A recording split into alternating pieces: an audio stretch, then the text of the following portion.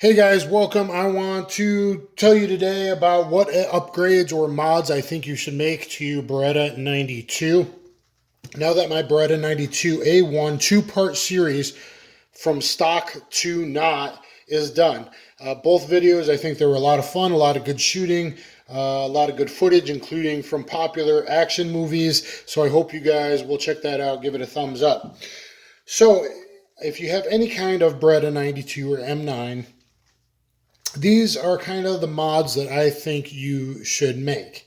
Okay, to start with, you definitely, the first thing you want to do is change the hammer spring. Whether you do other stuff or not, this is a pretty easy change, and it is the biggest and most advantageous change that you can make. A stock spring in a full size is a 20-pound hammer spring. A D spring is 16 pounds. That Beretta spells. If you hear D spring, that means 16 pounds.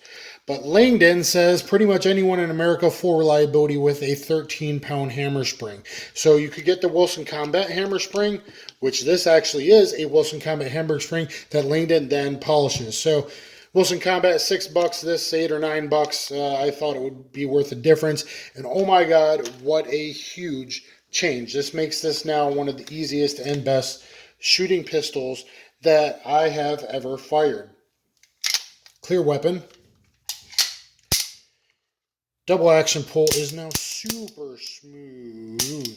I could stack to there and still break a nice shot, but super smooth for fast shots. And now my reset, or my single action, a little bit of slop still, you still got that, but it's light.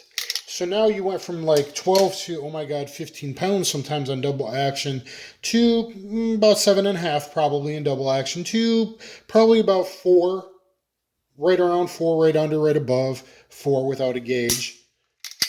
And you see this nice crisp single action with a pretty short reset in a heavy 33-ounce pistol like this. Super fast, rapid fire follow-up shots. So, definitely hammer spring is the first thing you're going to want to change from either Wilson Combat or Langdon or possibly Wolf. One of those. That's the very first thing. The second thing I would say for most people on a Beretta 92, if it's not a newer 92X or a Vertec with the flat back, but it's the original baby got back humpback. If you got a baby got back humpback, even me, I wear an XL glove. I'm 5'11", 240 pounds muscular. Even with the stock grip, it was a little uncomfortable for me. It was a little too thick. I could feel it.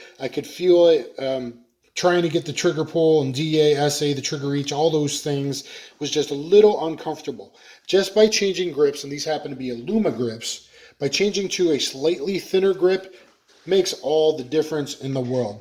So going with grips will make a huge difference. These are alumagrips. Those are the original black plastic grips there. These alumagrips, I think they're beautiful. They have 3 different colors, maybe more. This is textured. It's textured very well. Very, very well. I like it a lot. It feels great in my hands. It looks great. I added the Beretta stainless steel Allen hex grip screws instead of the original flathead screws that can kind of walk out over time. So the hex screws are better anyway, and stainless steel, I think it looks better. You could get black or pearl, like if it was a stainless pistol, that would probably look better, but these kind of grayish, greenish, really kind of gray, silvery, I think look great, but more importantly, they make a huge difference in feel and grip for rapid fire. So I would say number 1, hammer spring. Number 2, probably change the grips to something a little thinner for most people. If I'm XL hands and it made that much a difference for me, for the average person, if you got a humpback, it's going to be a huge, huge difference. Next up, I would say if you're able to, would be to change the sights. So unfortunately, most Beretta 92s, you can't change the front sight. But if it's a Vertex slide or a Brigadier slide, or it happens to be a 92A1 like you see here, or a 96A1, you have a dovetailed front sight, which you can change. And I chose to go with XS Sights F8 Night Sight. And so far, I'm absolutely loving these. I'm loving these for a lot of reasons. My primary thing for a handgun that may be defensively used is going to be a big, bright night sight front. That's the most important to me. Number two is a not distracting rear. So I always like to have at least a front night sight on almost every firearm I might carry. And it has possibly come in handy one time that I almost needed it. So anyway, front sight is most important to me. As you see there, big orange. Now the rear, tritium down here as opposed to 3-dot. 3 dots and definitely 3-dot white sights are too distracting the eye, and you're slower in shooting because you're reaffirming the rear sight before breaking your shot. Whether you mean to or not, doesn't matter. Your brain's going to go, okay, front sight, rear sight, lined up, okay, and then it's going to go there, and then it's going to go back to there, and then you're going to fire. That's just the way the brain and the eyes work. So you really don't want a distracting rear. I like, even if that was a white line, like on a SIG or something, I like that kind of setup. And I think most pros kind of go to that eventually, and they realize what's up is here with a line or a dot, like a dot the eye type of sight.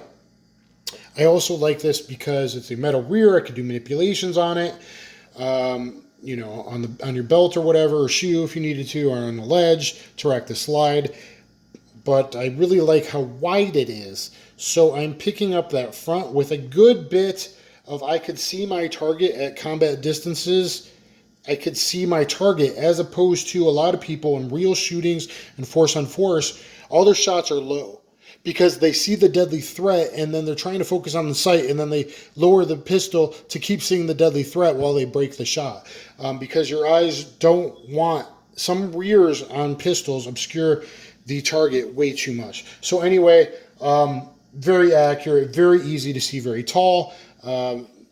Loving the Access F8 night sights, but I like night sights on any pistol. I know people say, well, if you had a weapon-mounted light, I don't carry a weapon-mounted light. And even if I did, I still like having a front night sight. Because in my situation, it did. It was somewhere where in the back of my car, I would have blinded myself by turning on a light anyway, and I knew where the threat was. I had identified the possible threat that was trying to break into my vehicle, and, had he turned around with a weapon in his hand, I was where I needed to be by knowing where I could easily have that front sight to up and on target right away if needed. So, what people give that excuse, weapon-mounted lights all the time, bull cocky. I still think a front night sight's a good idea.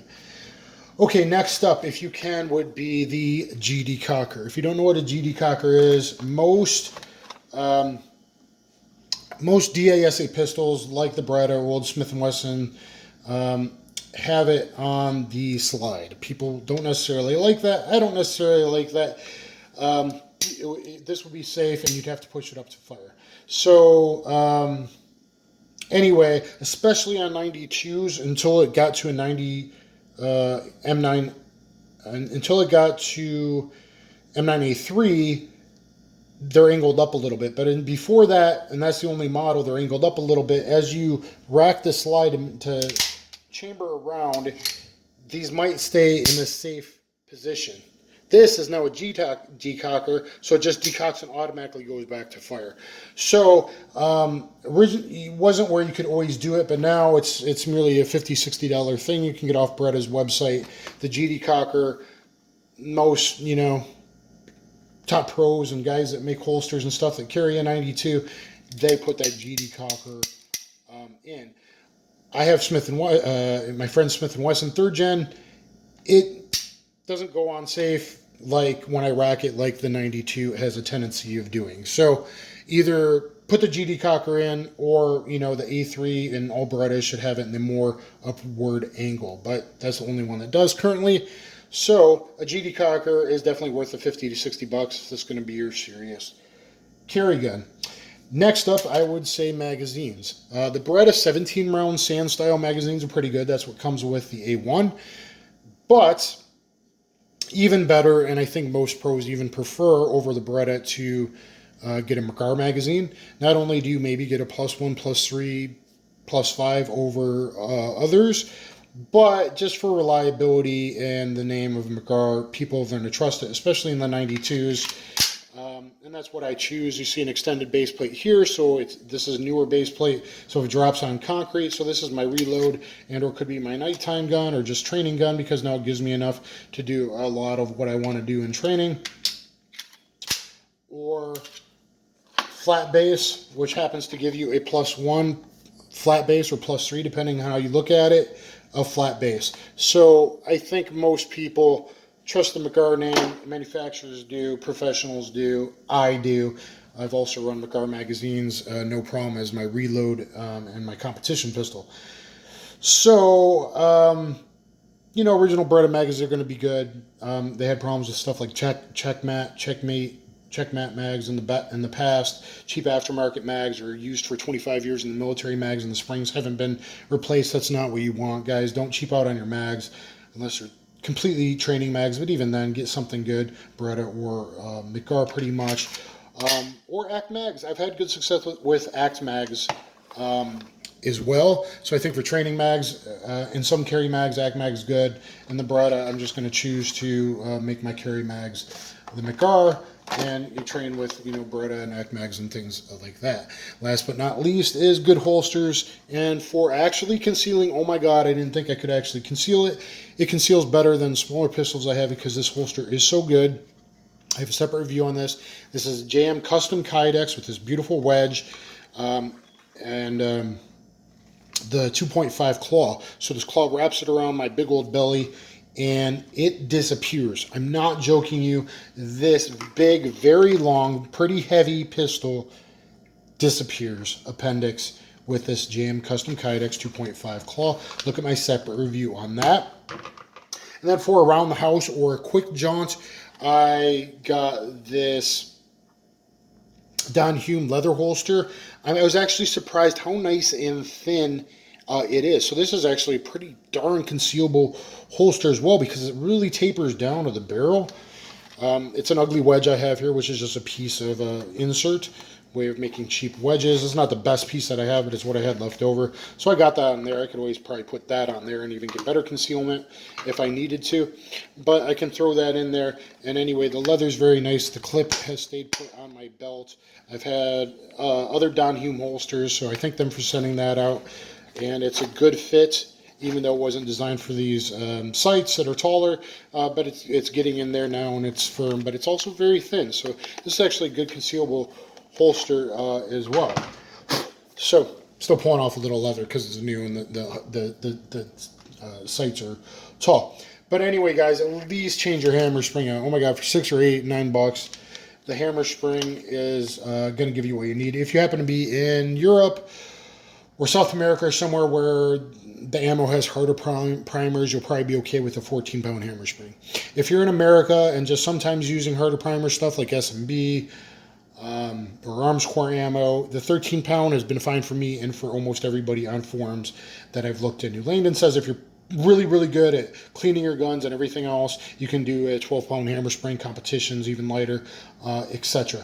Maybe you're a cop that never cleans your gun, you probably want a 14-pound hammer spring then. But as long as you do pretty good maintenance on your pistol, at least every 500 rounds, and you know, things of that nature, the 13-pound hammer spring is what comes on like the Langdon Tactical LTT.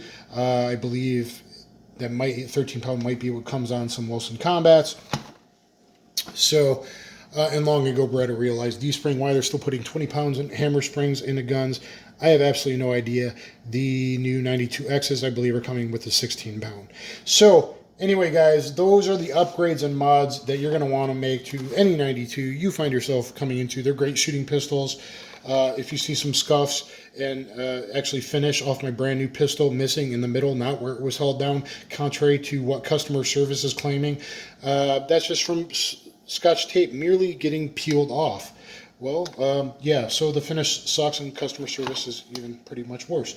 But other than that, it's a great gun, and especially if you do some pretty simple mods, it can become the ultimate. So please look at my 92A1 from stock to not, the two-part review. I think you guys, they're fun. I got awesome action footage from different movies put in there. I got great shooting footage, Fast Fives, Mozambiques, long range, all kinds of stuff. So guys, please thumbs up, please share, please subscribe, and I'll catch you on the flip side. Thank you very much, everybody.